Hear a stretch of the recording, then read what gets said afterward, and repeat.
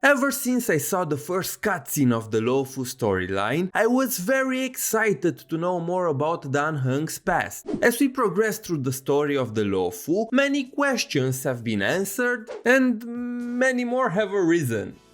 Who is Imbibitor Lunae? What sin did Dan Feng commit? Why is Blade so mad all the time? Who is Bailu? Is Imbibitor Lunae the same person as Cold Dragon Yang? With the dawn of patch 1.3, some of these questions got answered. Not directly, mind you, but Hoyo gave us some hints at what happened. With that in mind, I took it upon myself to dig as deep as I could and present you with a video to shed some light on the mysterious past of Imbibitor Lunae and Dan Heng.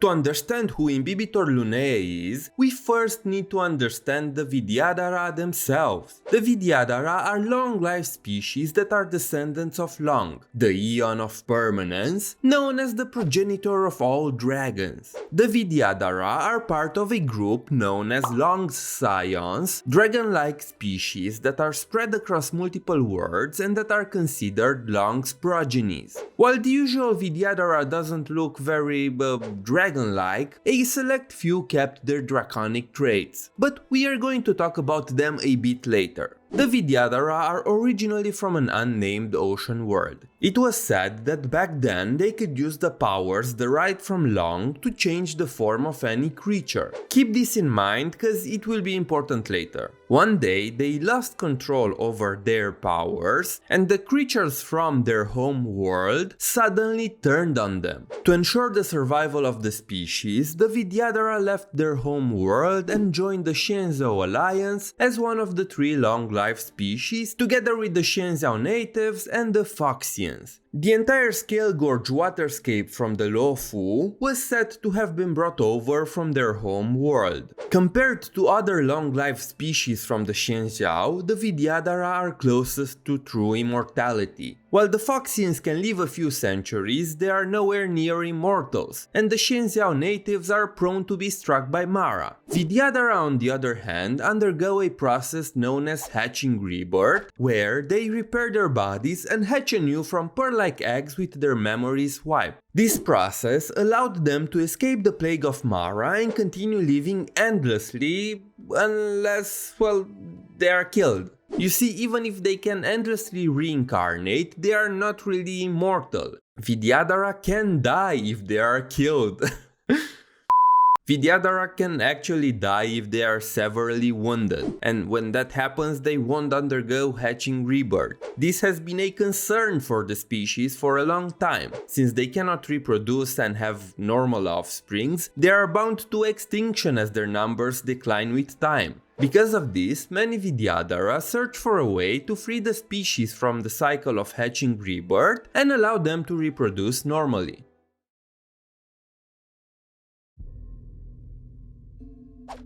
As Long Scions, a select few Vidyadhara possess the power to turn into a dragon. These individuals are known as High Elders. Even in their regular form, Vidyadhara High Elders possess draconic features such as horns and tails. The High Elders are usually guided and educated by the Preceptors, a group of Vidyadhara elders responsible for governing and the well-being of their people until the High Elder is ready to lead them. The High Elders receive an Orb of Abysm and the Transmutation Arcanum, which allows them to dream about events from their previous lives. After they became a part of the Xianzhou Alliance, the Vidyadhara on each ship were led by a different High Elder. The influence of the High Elders usually stays among the Vidyadhara, but there are exceptions, like the Xianzhou Fangshu, where the Vidyadhara High Elder governs the entire ship. Currently, there are 5 High Elders on 5 out of the 6 remaining Xianzhou ships. The only ship without one is the Shenzhou Sholing, but that's okay since nobody knows what's going on with that ship anyway. The 5 High Elders are Glaciator Marum, the High Elder of the Shenzhou Fangshu, Caelorum Venti, the High Elder of the Shenzhou Yaoqing, Ardens Regia, the High Elder of the Shenzhou Zhuming, Mons Grandis, the High Elder of the Shenzhou Yuche, and finally Imbibitor Lunae, the High Elder of the Shenzhou Luofu.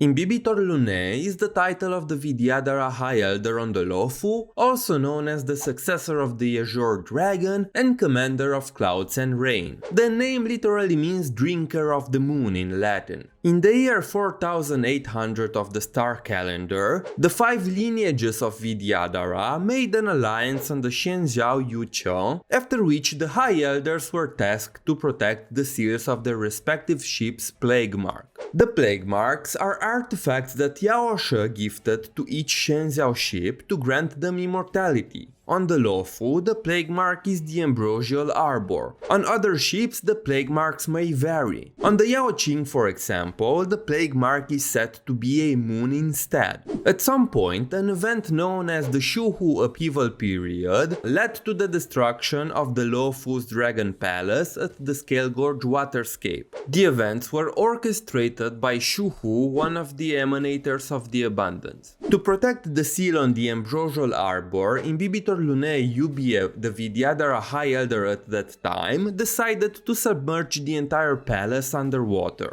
It was due to his actions that Dan Heng needed to split the waters at the Scale Gorge Waterscape to bring up the seal of the arbor.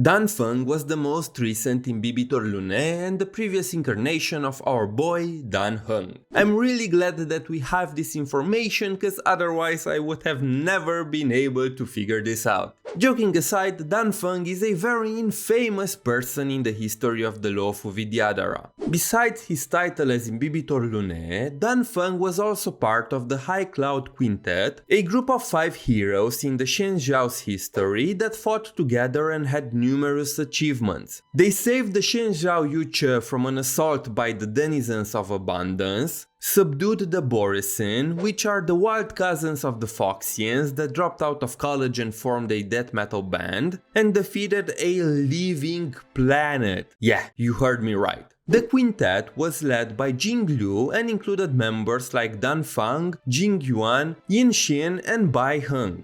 Sometimes after year 7379 of the star calendar, Dan Heng would go on to commit a great crime which would spark turmoil and be considered an act of rebellion against the Luofu. The event was known as the Sedation of the Imbibitor Lunae, which resulted in Dan Feng being imprisoned in the Shackling prison and forced to undergo hatching rebirth. Ever since we got to learn about it, many people wondered what happened back then. Well, luckily this patch finally gave us some answers.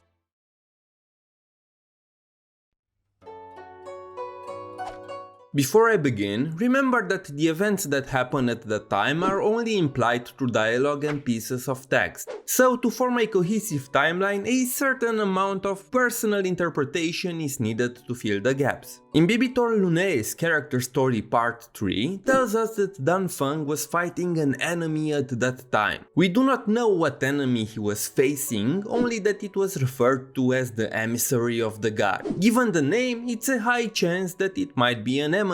Regardless, all we know is that Dan Feng couldn't defeat this foe, even after turning into a dragon. As he was on the verge of death, a star skiff was set to run everything through like an arrow shaft, and defeated the monster. Remember the High Cloud Quintet? Pretty much all of the members are still present in the story in some way, except for the Foxian bow user Baiheng. Well, the reason for that is because it's implied that she was the one who saved Dan Feng and piloted the star skiff into the enemy. After that, Baiheng was killed by some strange power that belonged to the enemy, and all that remained of her were a tuft of her hair and a few drops of blood. After Baiheng died, it is implied that Dan Feng used the transmutation arcanum at the Scale Gorge Waterscape to bring her back. But first, what exactly is the Transmutation Arcanum? We know that it's normally used together with a dragon heart to pass on the powers of the Vidyadhara High Elder, but when Dan Feng used it, something went wrong with the ritual. Remember in the beginning when I said that the Vidyadhara had the ability to change the form of any creature in the past? Well, while it is said that they lost that power, I believe that the Transmutation Arcanum is what's left of it. With it, it is said that Dan Feng created new life. Dan Feng, who was accompanied by a craftsman implied to be Yingxing, incorporated other races, aka Baiheng's remains, and maybe even Yingxing's flesh as well, with the flesh of the dragon, planning to revive Baiheng as a Vidyadhara. Their plan backfired, resulting in the creation of a draconic abomination that destroyed the gorge and almost broke the seal on the arbor.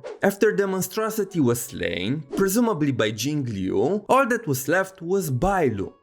This is where we put on our tinfoil hats and assume that Bailu is most likely Baiheng's reincarnation as a Vidyadhara after Dan Feng used the Transmutation Arcanum. I mean, just look at them. You cannot tell me that they don't look almost the same. This conspiracy theory is further evident when we look at the fact that Vidyadhara High Elders usually dream about their past lives. But Bailu never dreamt of anything. That is, until she boarded the express. Why is this relevant? Well, because Baiheng was once part of the Nameless, which explains why Bailu could dream after getting on the space choo-choo. It is also believed that Vidyadhara pass on the first letter of their names when they go through hatching rebirth. Dan Feng, Dan Heng, Baiheng, Bailu. Both of them share the first letter in their Chinese names. This catastrophe also resulted in the power of the High Elder being split between Bailu and Dan Heng, with the former inheriting Dan Feng's healing abilities and the latter inheriting his fighting or destructive abilities. The splitting of power between the two also caused some weird changes to the High Elder succession. For example, it is said that after the ritual is complete, the new High Elder will slowly change appearances to resemble the previous one, but that's not the case with Bailu. She also doesn't have any combat abilities, since those remain with Dan Heng, a fact that attracted the disdain of the preceptors who value power over everything. After the incident was over, Dan Feng was branded as a sinner, imprisoned and forced to go through hatching rebirth. There are quite a few mysteries regarding Dan Feng's actions that remain. Was saving Baiheng the only thing he was trying to do? Did he intentionally mess up the process of High Elder succession? Is he also responsible for Yingxing's fate?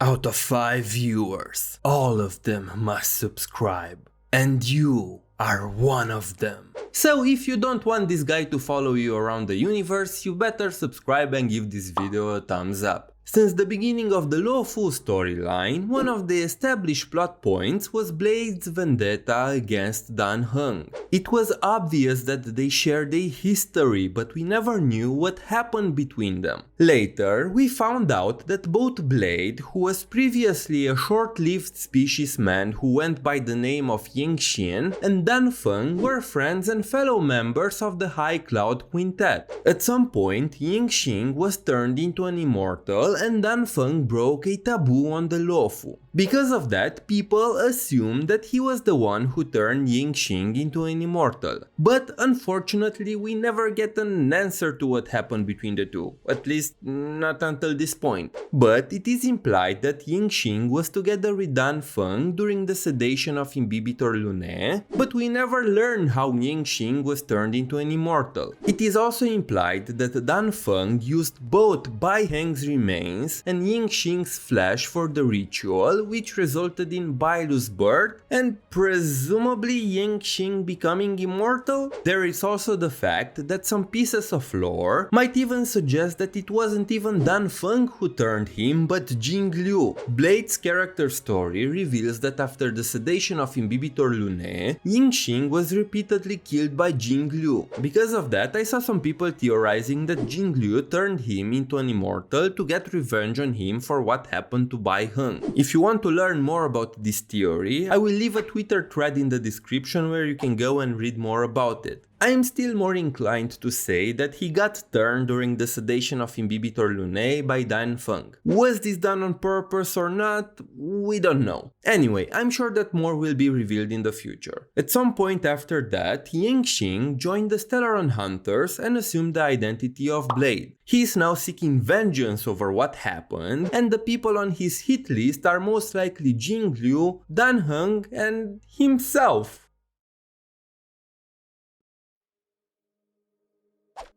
After Dan Feng was forced to undergo hatching rebirth, his new incarnation, Dan Heng, grew up alone in the shackling prison. After he was finally released and exiled from the Luofu, he wandered around the universe trying to escape the shackles of his past. At some point he worked for the IPC and even traveled with the morning actors for a time, until one day he met a red-haired lady who invited him on the board of the Astral Express. While hesitant at first, he accepted the offer and joined them as their archivist. His past life would continue to hunt him all this time, having to deal with Blade, who was constantly hunting him down. In the end, Dan Heng managed to finally break free from his past, find a new life, and a family he could always return to, while also returning home to make amends, but not because he was Dan Feng's reincarnation, but because he, Dan Heng, wanted to.